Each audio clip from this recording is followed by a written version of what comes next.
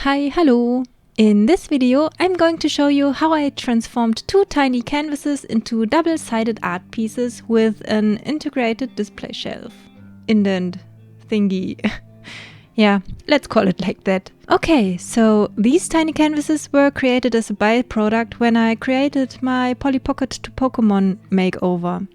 They got so much paint on them due to my first acrylic pouring attempt that even the other side is nearly completely covered in paint. I really like even the back sides of the canvases, but as you can see, they are not finished like this. The back sides of the canvases themselves and the inside of the wooden frames are still plain. So, the first thing that I'm going to do is to think about where I wanted the top and the bottom of the paintings to be, and then to paint over the plain spots of the back sides. Since I used so many blue and green tones, I was tempted to paint in both of them a sky with some clouds. I made it really easy because the frame is already very busy with its colors. I also made sure that I get really under the wooden frame so you wouldn't see any of the white canvas at all if you look from the sides or so. The wood itself was kind of rough. I could have sanded it down, but I didn't. I was sure that the paint is going to deal with the texture when I put just enough layers on there. Since I used some plastic cups while I made the acrylic pour effect, there are these circles of dried paint around the center part. I could have sanded them down or paint over them, but I decided that I wanted to add some 3D elements to the whole thing, since there is this tiny shelf indent there. So to embrace the circle shape, I tried to create a tiny wreath of flowers. And to do that, I took some very thin wire and some beads and twisted everything around itself until I had 5 beads on one wire cut. I did this with so many colors and beads until I was satisfied with the amount.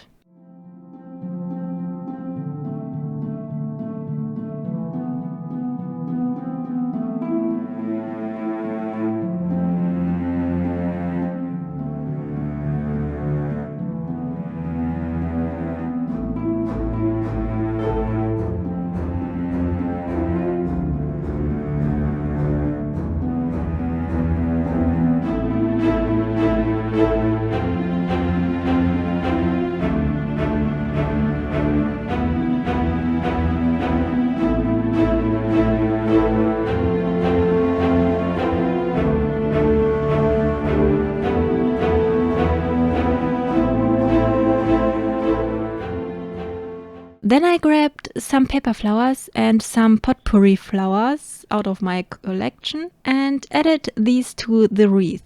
As soon as I was satisfied with the composition, I started to glue everything down.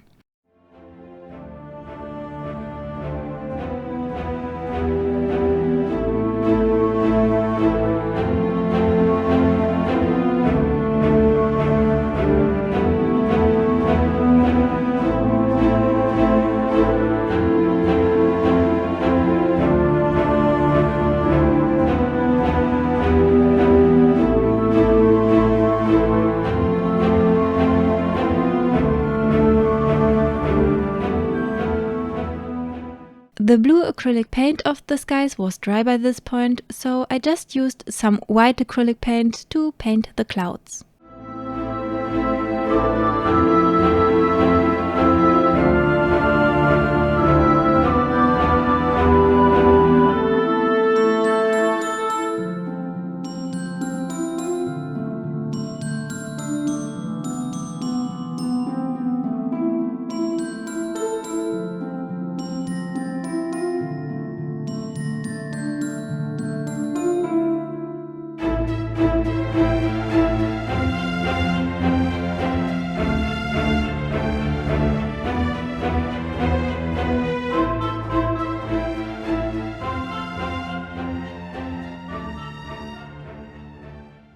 I could have left it just like it is now, but since I like to make my life more complicated than necessary, I thought, let's add some self-built clay Pokémon figurines to make the canvases even more 3D, and like a figurine display. Okay, so since I added flowers and skies to the canvases, I thought that some bug-type Pokémon would fit the best. I decided that I wanted to make a Beautifly and a Dustox. I also wanted to try a new technique. For that, I formed the wings of the Beautifly at first, out of a thin wire, whilst I looked at the reference picture of it from the internet site PokeWiki. Then I took my clay out. I formed a tiny ball that should be the head, a tinier ball to be the body. Then I made 2 antennas in which I needed in a wire to make them stable. Then an insect proboscis. For that I made a long clay noodle and needed a thin wire inside as well. I attached the wire wings to the back and smoothed everything out with a silicone brush. Lastly, I added 4 tiny legs. I also positioned it on the canvas to think about how I wanted it to sit on without the wings sticking out, so it wouldn't distract if I wanted to display the other side of the canvas. On to the next Pokémon, the Dustox. I started with the wings here as well, while looking at a reference from PokeWiki again. Then I took out my clay for this one as well. At first I formed a cone shape, then 2 tinier cone shapes to be the antennas.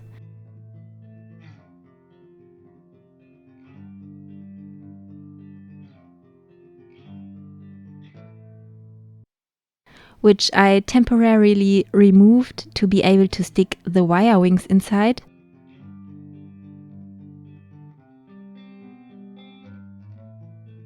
And then I created fuzzy butt hair thingies. I have no idea what this is supposed to be. Bug butt fur? Yeah, I'm sure that's how I call it. Bug butt fur. Yeah, I made this by forming a clay circle, cutting it spiky and slicing it in half and attaching everything by smoothing it out with my silicone brush.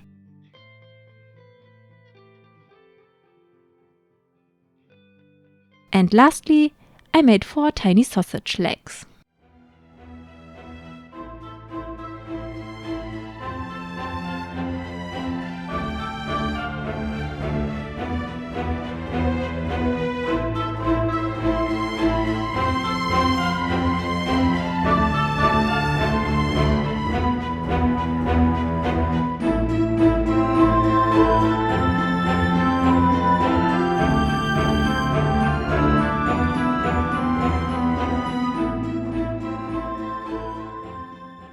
Both are now ready to be baked for 30 minutes. After they cooled down, I needed to add some more details to the wings. As you can see, the insides have many details. I just formed them using the thin wire again and glued everything inside as good as possible.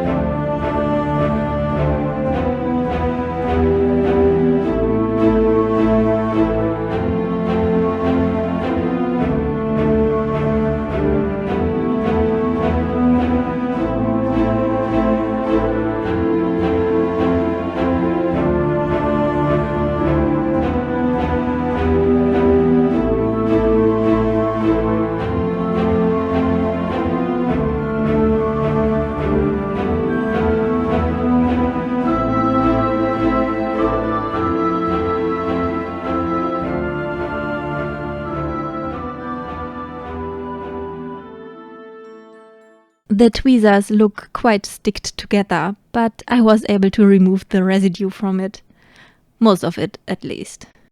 As a next step, I started to try out the new technique that I was talking about in the beginning. I have a tiny collection of some old nail polish that I purchased secondhand. They are old and their expiry date has expired, so I wouldn't recommend to use them for nails, but rather than throw these into the trash, you can try to make some art out of them. So for this technique, you don't need a specific brand of nail polish. The only thing you should be sure about is that the polish dries by air and not by UV light. I don't own UV nail polish, so I don't know how this would behave with this technique. But after this project, I can surely say that it works definitely with air-dried nail polish. I took a top coat transparent nail polish for all the parts of the wings from both Pokémon as the first layer. Like with soap bubbles, I tried to get a very thin film between the different detail sections. To achieve that, I just got over the parts as slowly as possible and as often as necessary until there finally stayed a sturdy film. After the nail polish dried completely, the wings looked like this.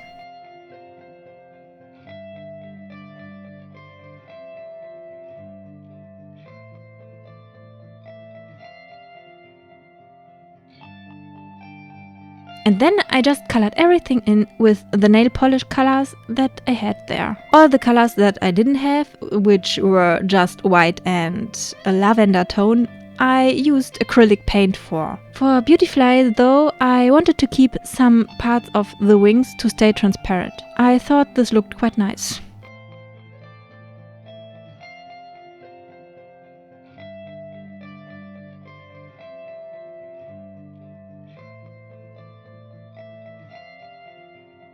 Most of the time I tried to use the brush that is built in the lid of the nail polish. But for the very tiny detail parts I put some of the polish on my palette and used a tiny paintbrush. If you want to be able to continue using your brush after that again, you might need to clean it with some acetone or nail polish remover. Or do it like I did, I used a brush that I also used to apply glue on detail parts. Due to that, it is destroyed and hardened anyways, but to apply glue and nail polish, it works perfectly fine.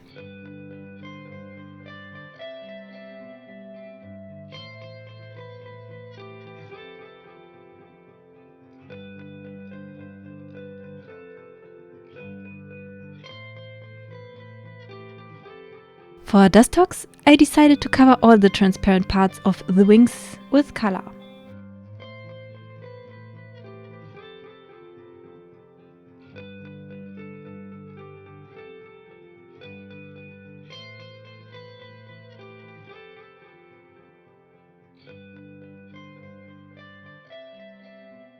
Sometimes the transparent nail polish film might rip apart while applying a new nail polish on top of it. But don't worry, you can easily fix that with, just some more nail polish.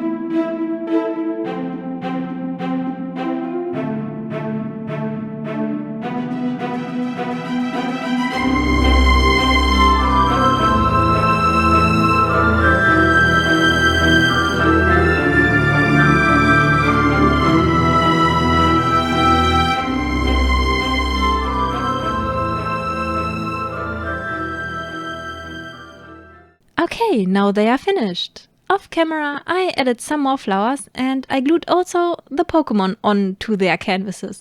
Well, Dustox is just stuck between the beads and the yellow paper flower, but Beautyfly is glued on. If you use smaller figures, you can just let them sit on the indents of the wooden frame to display them. But I personally wanted these canvases to hang on my shelf, so they had to be secured from falling down. I also glued thin yellow strings around the canvases to be able to hang them up. Usually you shouldn't glue stuff onto your paintings that don't belong to their aesthetic, but these are mine and I felt like gluing strings on them, so I did. Here they are. I can easily change the sides I want to look at by just turning them around on their strings.